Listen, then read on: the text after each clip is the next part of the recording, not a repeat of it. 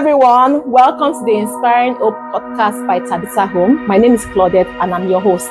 In this space, we'll be talking about the raw, redemptive and real stories happening within the wall of Tabitha Home. Today's episode is titled From Brokenness to Hope, and with me I have two amazing ladies that live this mission daily.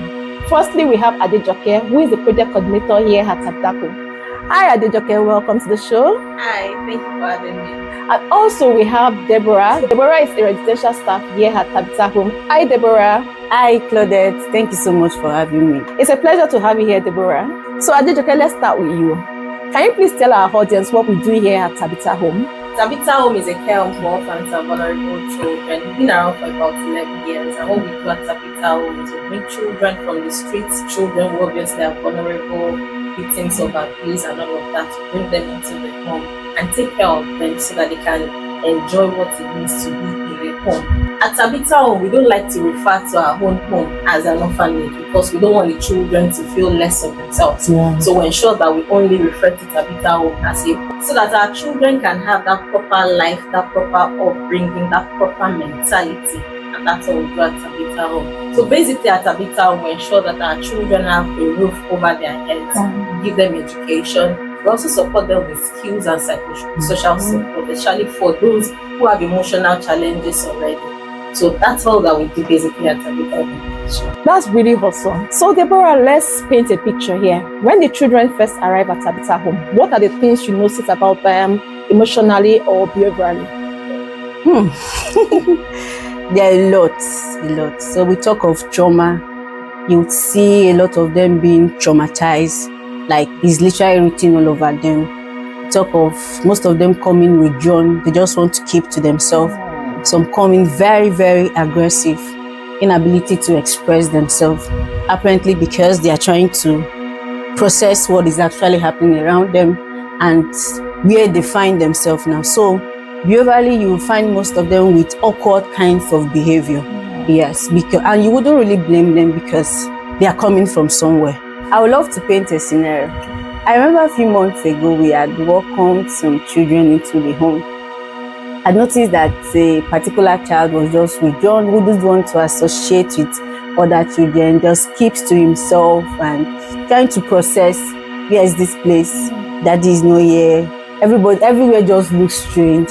Strange buildings, strange siblings, strange caregivers. Everything's strange. Strange to him, you understand? Yeah. And but it took some time actually. By the time he settled, it was more like observing to actually know where he is. So facially, you could read the confused, disturbed, uncertain kind of express, anxious, all over him, So I can imagine. And behaviorally, maybe aggressive. So aggressive. So they come in with that attitude and all that. So Adejoke, what's your own experience working close to them? Oh, like Deborah rightly said, aggressive is the right word to use. But another thing that you notice is low self-esteem. You know, normally they would have met other children in the home, children that have been there for years, and then those ones are already acclimatized with the environment and all of that.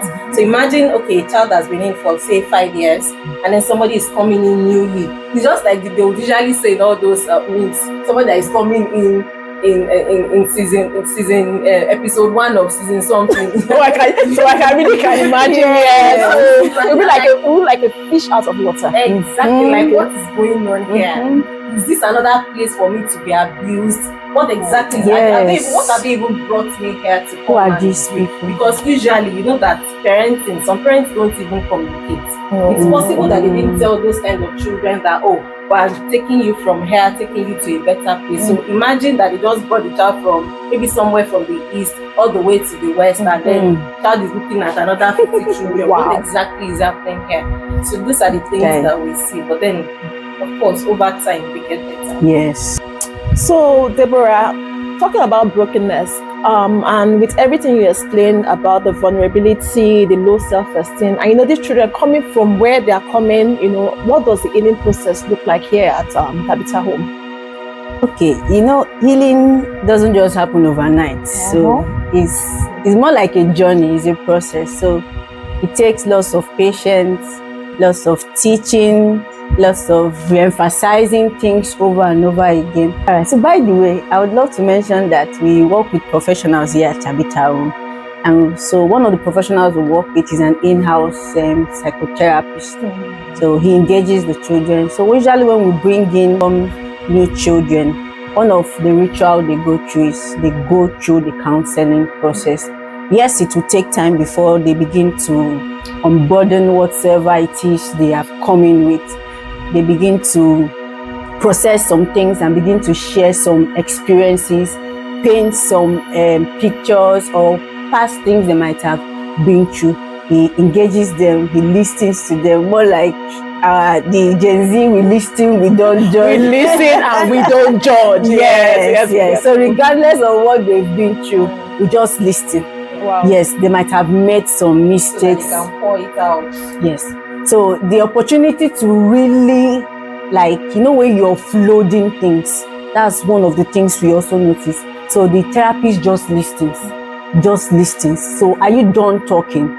Most times, another thing most children actually go through is that they don't have people that listen to them. I think that's They have a lot in their one of the mind. general issues Yes. they have, not having people to listen to them. And a whole lot. You just keep talking. Can you just listen to what I want to say?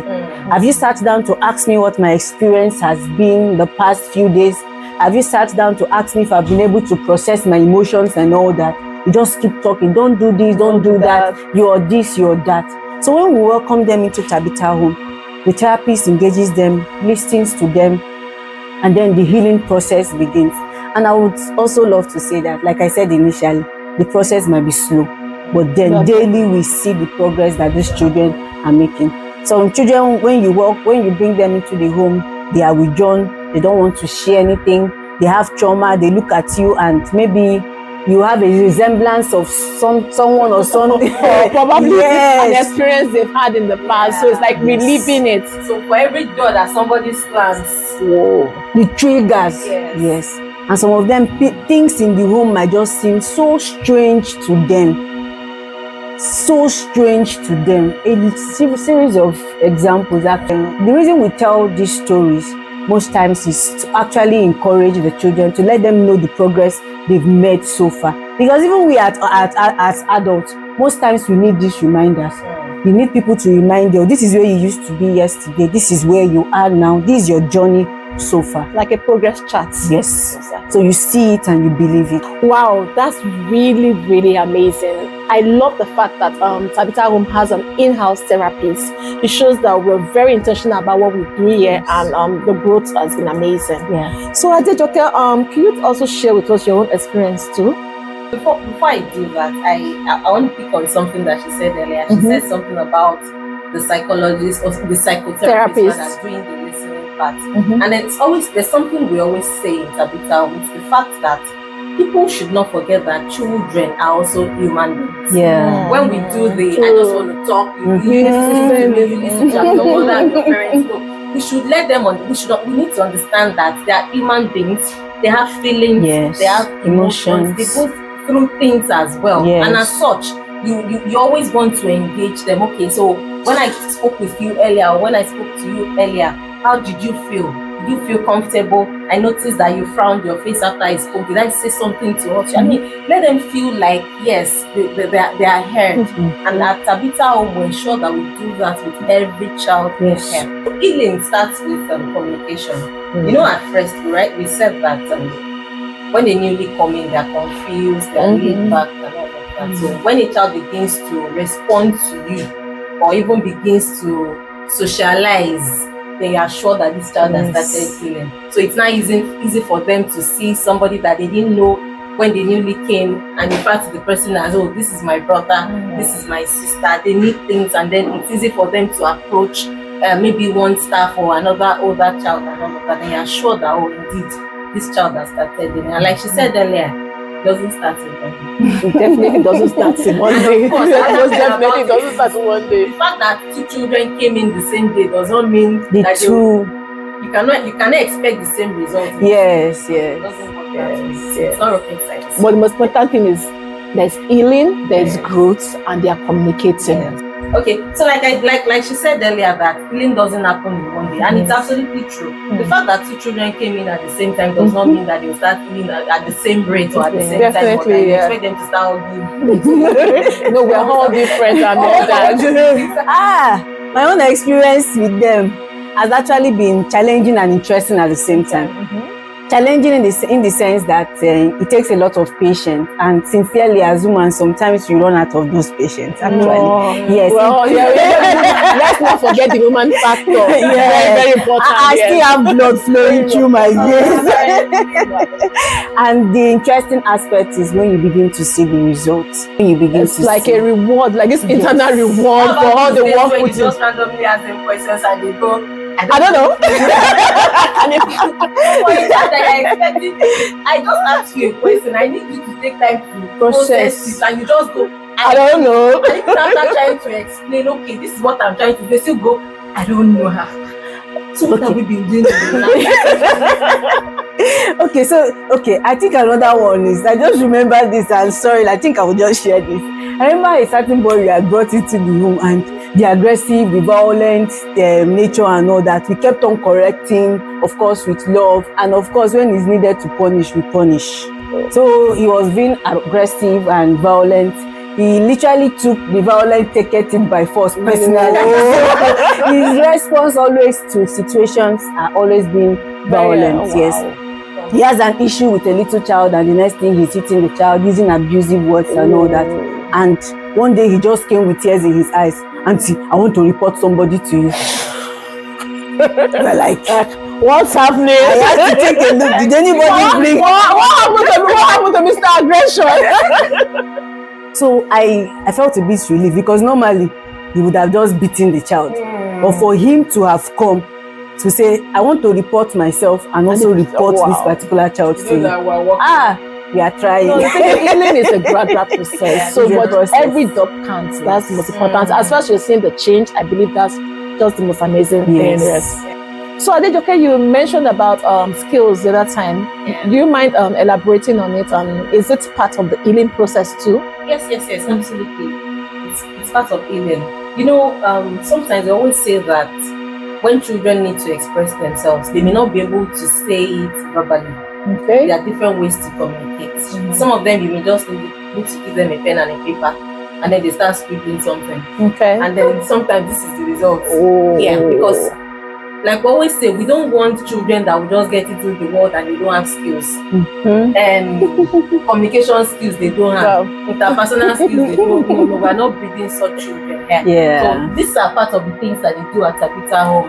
At Tabitha Home, we have the Tabitha Maison Enterprise, and that's the skills aspect of Tabitha Home. It could also sometimes function as or double as the fundraising aspect, because that's where the children make all of these beautiful products you're seeing here. And when they do make them, we sell them and then use it to take care of the children, so that we're not absolutely relying on the community and people around to support us. That's really brilliant. That's brilliant. And it also helps us raise children that can use their heart, try out things with their hands. To know that I need to work to get money. That's like equipping them for the future. Yes. Absolutely. Hair making, barbing skills and all that. Yeah, that's true. Do you know that at Tabitha Home, we don't have a stylist? I mean, we don't have people that come in from outside to make their hair. They barb their hair themselves. Yeah. And they also make their hair themselves. In fact, some of them make clothes. Really nice clothes. Yes. Because of course they have to do all of these things. Imagine after feeding them, after sending them to school, paying school fees, we still have to pay for maybe 500 or 1,000 to make hair. And look at the cost of feeding. We have over 50 children in Tabitha Home, and then we now have to start call one head just to come and collect 1,000 or 500 per head on a weekly basis. That would definitely. No, I think it's amazing that the children are empowered. At this age, they can already make something back to them. It's really, really amazing. And I tell you, when you see the head, no, I have. I think it's really. We need to start showcasing that part too. It's really, really amazing. So kudos to you and kudos to the children for that too. Thank you, everybody. We deserve that. So Deborah, there's this confusing question I've had in my hand. I also need clarity on it. Do you think all vulnerable kids deserve to be taken off the streets?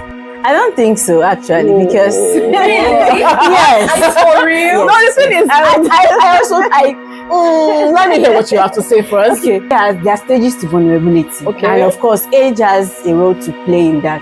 So when you take off a child, a grown-up child, in the sense that the child is grown but still embodied, still has that childish Childlike, behavior and yeah. all that. And there's something we also saw in Tabitha Home. Tabitha Home is a home, it's not a rehabilitation center. Yes. So we could give our support, but we give the support from afar.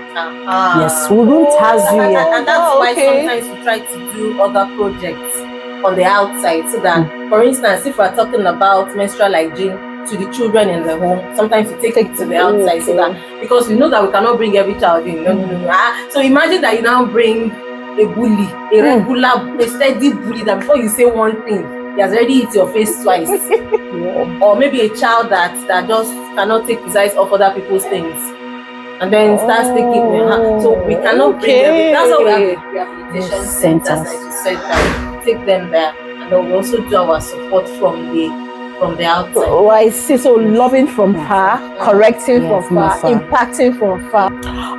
So are you saying Tabitha Home is sidelining some children because you said it's a home for vulnerable children? Why can't we take everybody? No. We cannot take everybody now. So you mean that we should bring in a child that will beat every other child?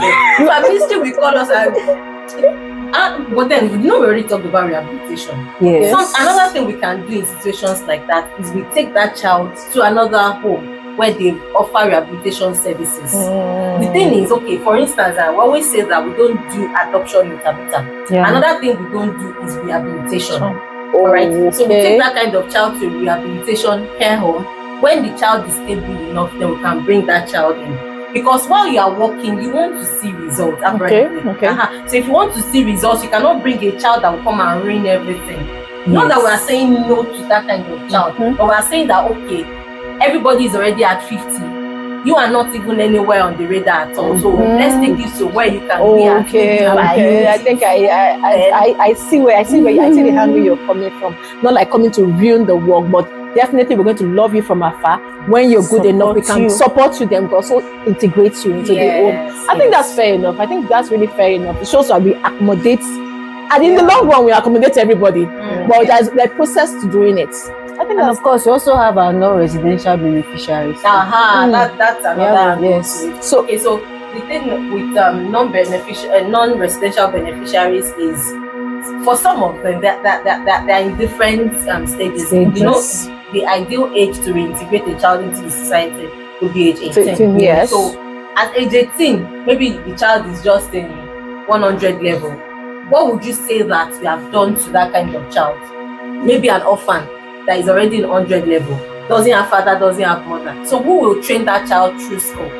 Fine, we have the child has skills, like we said, yes. Okay. But how much do you think that child will make to be able to run the child through school, feeding and all of that? So on our own end, we could rent an apartment for that child in school, pay the fees and whatever feeding, feed the child as well. Yes, while we oversee from a distance. So that child would leave Tabitha Home, confines on our own, stay there, and then we'll oversee from a distance. Awesome. Isn't that still really? It's really, really awesome. It is awesome. Yes. So Deborah, if you're going to say something to anyone listening right now, probably a donor, a parent, or someone who's not about the Tabitha Home, what would you say to them? Okay, I would say that your kindness can change a lot. You never can tell how far your time, your encouragement, your donations can actually go, and every act of kindness and love matters a lot. So there are various ways to get identified with us to support what we do here. Sponsor a child. You can donate, you can be a sponsor. Alright, so like I said earlier that we don't do child adoption in Tabitha, but of course we do child fostering, and we call it Sponsor a Child project. So from a distance, you can just watch over a child, you support with your finance. You could just call us on the phone and ask, okay, I want to support a child of this gender, this age, this class, and what I want to do with the child is maybe it's just education I want to support, or it's just accommodation, it's just feeding. And then from time to time you get quarterly reports about the child's progress. So you're like a parent to that child, but the child still remains with us. That's one of the things that we do. That's one of the things you can do to support us You can also be a volunteer. We need volunteers. We can't do it all by ourselves. We need volunteers. Volunteers online, volunteers on site to train the children. We even need tutors. Yeah. We need tutors. Our children are excelling academically, yes, but it's because we have people like you who are volunteers. Some of them come around to teach them mathematics, government, every subject, and we even have a dance instructor. Yeah. So all those monthly dance steps that you see. He's not the project coordinator. Yes, we do our bit, but then it's because we have well-meaning people like you to support us and train the children on these things. That's why they are seeing all those beautiful things. And thank you as you reach out. It's been an amazing time with you both. Thank you for taking your time to come educate us and let us know what Tabitha Home is doing. Won't you also like to inspire hope? Your support, your contribution, your volunteering, all of this counts and helps in making a child's life better today. Whatever good you decide to do helps with their brokenness and also helps activate the process of their healing. Do not forget to subscribe to our YouTube channel, comment, like, and share. And don't forget to hit that notification button. From all of us here, we say...